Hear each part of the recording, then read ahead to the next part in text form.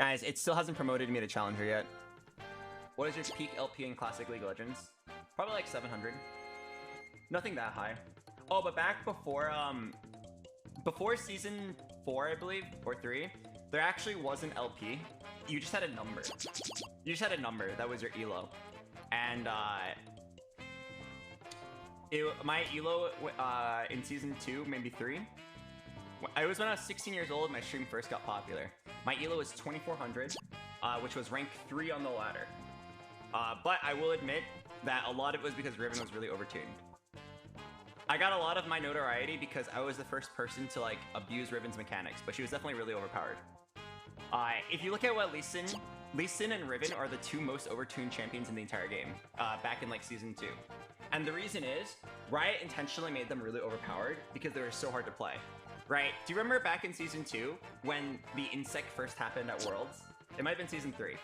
But basically, Insec was the best jungler in the world, and he ward hopped behind his opponent and kicked him.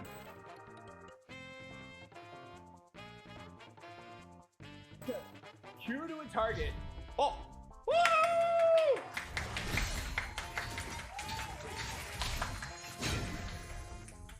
But yeah, it's like, that guy had the dexterity to Q to a target, press W and 4 at the same time, and then ult. Everyone's like, holy right? That's what Lee Sin was balanced for, like, assuming like the top end of skill was to be able to do that. Now, every silver Lee Sin player can Insec, right? Riven had like 40 really overpowered interactions, and like, believe it or not, even with millions of players, me, the 15 or 16-year-old at the time, was the first person to just go into a custom game and just try them all out, right? Back then, Riven did not have a wall hop. Riven did not have a wall hop.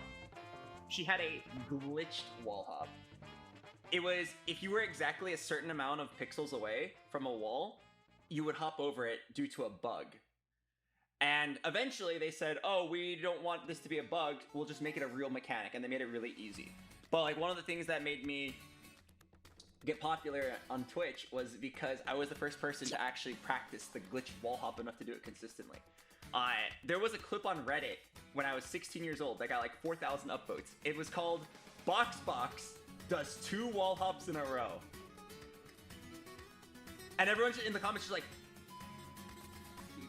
he did 2 wall hops? Yeah, like back then the standard was just so low. Nowadays there's like, I don't know, I wouldn't say a lot, but like tens. There's probably tens of like youngsters who are faster Rivens than me. I haven't played Riven in a long time. But like back then I was the #1 Riven player, and that's why my stream gained notoriety. But really it wasn't that hard. The standard was just so low. I found out that if you place a ward in the middle of Riven's Q, it turns her Q around, and I got an insane amount of... I remember I titled my stream like, guys, I found a secret new Riven mechanic, and I'm gonna show you guys 8 hours into the stream. And literally I get like 25,000 viewers. Everyone's like, holy I can't wait for BoxBox to reveal the new Riven mechanic. I placed a ward in the middle of my Q. No one has ever thought of doing that. I placed a ward. I have the video. I'm pretty sure I have the video. 5 boobas later. Yep, I found it.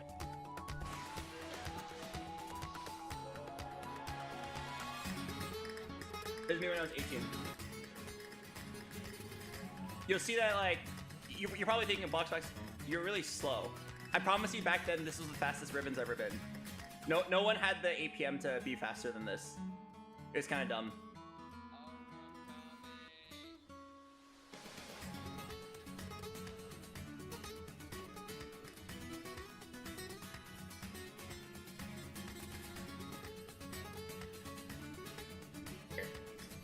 Watch very carefully.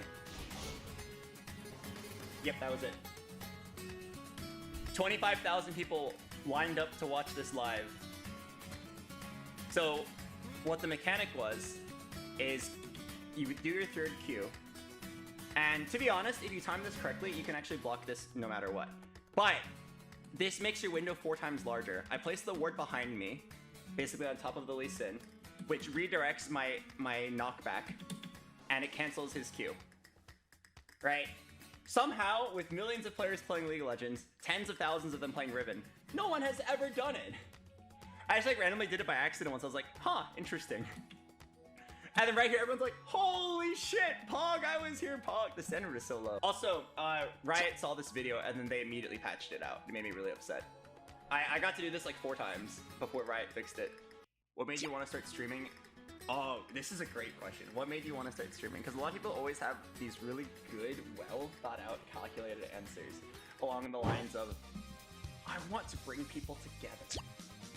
I want to show people that you can have fun with the community and you can get along with your fans and friends and you can even open them up to each other. Help people connect with each other. Nah, bitch, I just like attention. That's why I turn on my stream. What?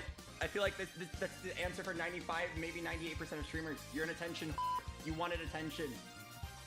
The average human wants attention. It's totally fine. I wanted attention. I turned on my stream. I got 10 viewers. I'm like, oh my god, I love that these 10 people are watching me. Right? At this point, I've already gotten enough attention.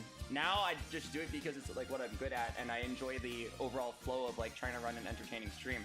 But back when I was 15, or I started streaming at age 14, I played League of Legends, I played Poppy only, and I had 10 viewers, right?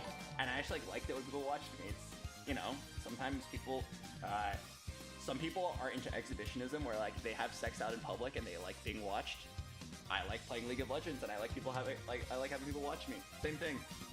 And then I never planned for it to be a full-time thing or a long-term thing. I just did it because I like playing League of Legends.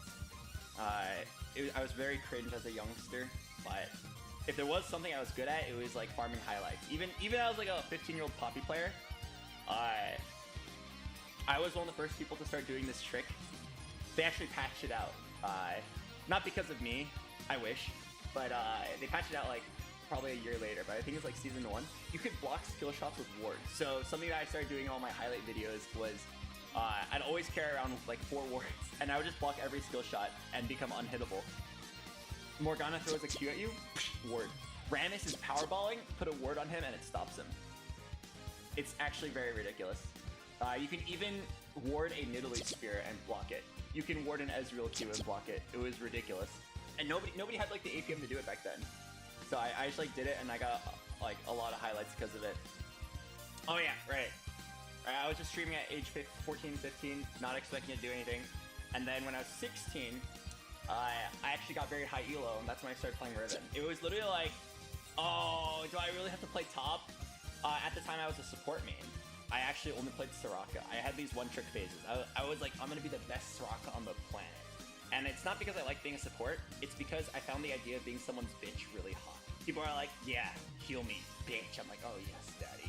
Oh, I'm on my way. Oh no, someone has to tank this skill shot. One of us is gonna die. Let me flash in front of you, woo-woo. No, that's not it. The real reason I played Soraka only was because I really enjoyed the concept of the Oracle's Elixir. Back then, it was this elixir that you drink, and then for your entire life, you can see wards and invisible units. So there always had to be one Oracle, and it was just your goal to stay alive. So I just like sat there, and then just like, I enjoyed the game of like trying to stay alive while farming as many wards, or deleting as many wards as possible. It costs 400 gold, and you lose it upon death. So the moment someone buys an Oracle, it became like a mission for everybody to kill them. I really enjoyed that. But yeah, so I'm the support main. I'm like 1700 elo, it's like platinum. And then I get autofill to top lane, right? There's no autofill back then. Everyone literally just like, the moment you get champ select, you type out your role and hit enter, and you pray to God that you're the first one to do it. Because if you say mid, and someone else type mid first, they tell you to go right? They literally are like, bro, I typed it first, it's mine, or I int. So I didn't get to type support fast enough, and the guy was like, go top. And then I picked Riven like randomly on a whim, and then I was like, wait, holy shit, she's nuts.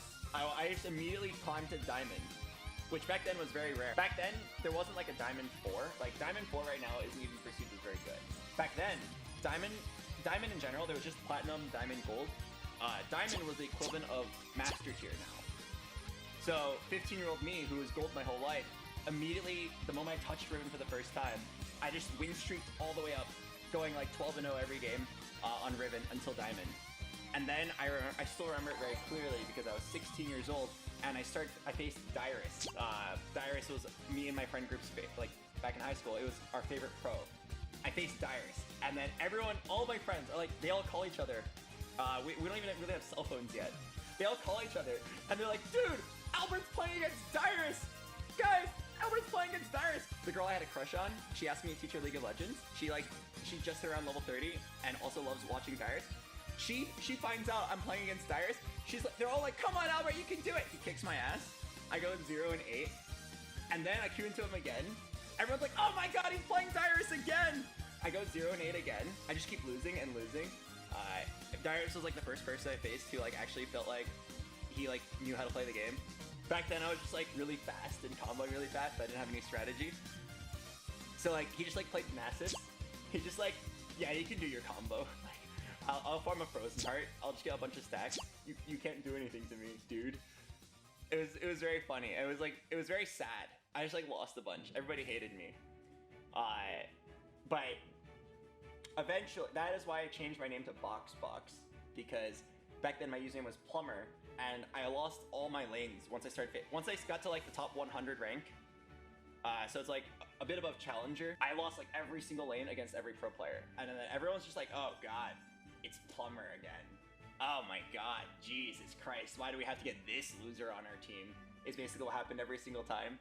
And nobody, like, I remember this really clearly because I was so upset. Like, I was just like, man, I'm letting everybody down. I'm sucking ass and I'm an embarrassment right now.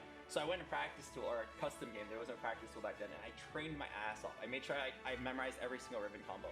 I was the first player on the North American server, maybe in the world, because back then not many people up in North America played, to master Riven's fast combo. It sounds easy to do now, but back then it was buggy and was very hard to do correctly, and there was no practice tool for you to just like infinitely do it. So what I ended up doing was I went to a practice tool for about like 6 hours, and I just hit the Krugs over and over and over again, fast comboing them. And then I was like, wait, okay, I'm finally starting to get it. And then I put on a Teemo bot, or a Cho'Gath bot. I specifically remember I chose the Cho'Gath bot because he had the biggest hitbox. And I was like, I wonder how hard it is to hit a moving target with this combo.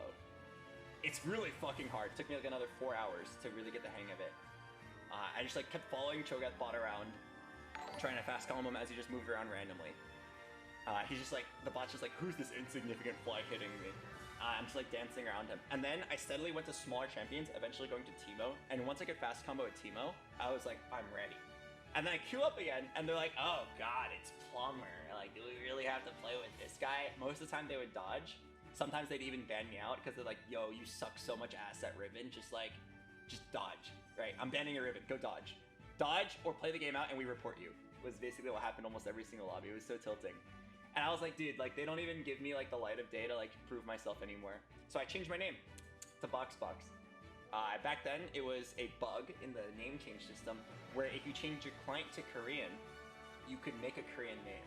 And I was 16, I was really edgy. I put into Google Translate, and then that was my name. It looked like BoxBox. But then I was like, wait, that's not like catchy at all. So then I said mistake. It translated to Chaimont. I don't know how to actually pronounce that. But it was 2 characters, it looked really elegant. And then everyone's like, oh my god, is that Are you a Korean top laner? Are you a guy like flying over from Korea to like test out NA's server? Oh my god, these are the same junglers that were inting me in Silicon. They're like, they would dodge or ban my Riven. It's like same guy, literally like a few hours later. You're a Korean top laner? Oh, I'm gonna camp your lane, okay? And then because I practiced my combo so much and nobody knew how to nobody expected Riven to be able to attack that fast. I was the only person who actually labbed it out. I go like, I don't know, 10 and 2. I beat Dyrus in lane. Everyone's like, oh my god. The same junglers that were inting me previously are like, can I add you? I think you and I make a really good team. Wow, like I've never seen a Riven as fast as you, man. It was one of the most it was so funny just like sitting there behind the monitor. I felt like I was getting hit on by these junglers. And then that was the point where my stream got very popular because everyone's like, oh my god, who's this Korean guy? Like I'm Chinese, but I didn't correct them. If they think I'm the mysterious like faker Korean player, I'm down to let them think whatever they want to think, and that is how my stream got successful for a while. But as with all hype events, that popularity actually died down. I had a stream where I went from like 10 viewers to like around, I think it capped around 3,300, and that was ridiculous.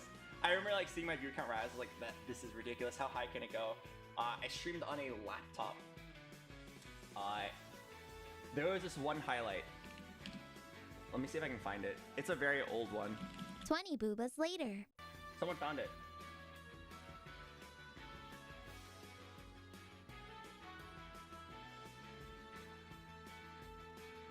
I'm sure you can see that the standard was a lot lower back then. By this point, I was already one of the top Riven players, or the top ranked players in the world. What happens here? But yeah, the standard was very low because no one knew how Riven worked.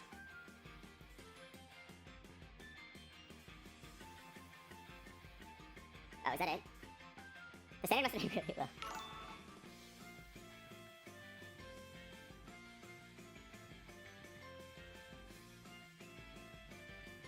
Oh, I remember. People saw this combo and they're like, what the fuck? No Riven has ever moved that fast before. Right? This is like I practiced 12 hours in custom tool for this. Let's speed it up. Does anything else happen?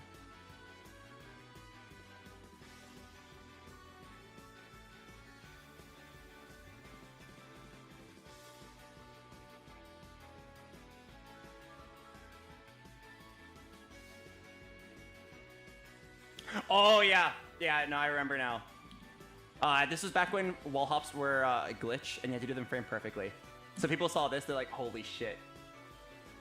The success rate, like for someone who practiced wall hops back then, was like 10%. So to even go for it was like usually like maniacal. Again, it's only because it's a bug, so you have to get like a pixel perfect lineup. Eventually, Riot Games made it so that like the wall hops are really easy as long as you're facing the right direction. I found the video BoxBox. Let's see. Oh yeah, this was the original highlight. Look at my webcam. Look at my webcam. This is me when I was 16. The BoxBox. Everyone's like, who's this mysterious Korean top laner? Okay, so this was the legendary highlight. Okay, it's time to pause, champ. This was the legendary highlight that kickstarted my streaming career. All right, imagine all the things you can do on Riven. Okay, I want you guys to think about what could happen in this situation. Okay, you could read the title, or you could... Yeah, don't read the title. Alright, are you guys ready? The legendary play was that. They're like, oh my god! They're like all touching their nipples. They're like, oh, he's so good! And then there was comments on Reddit like breaking it down. People are like, oh my god, yeah, if you play it at 0.25 speed, you can see he makes a conscious effort to wait for the card to be in the air. That way when he flashes, it doesn't kill him immediately. He waits for the card to be halfway between him and his opponent. That way when he flashes, it maximizes the distance between them, giving him a frame to do the stun and get the kill before dying in what would otherwise have been a completely free, pointless death. Everyone's like, oh my god. That's it. I flashed. I did consciously do that, but like, it was still a very basic play. The standard was just really low back then. Also, it was against CLG Link, so everyone was really impressed because Link was one of the top players in the world back then.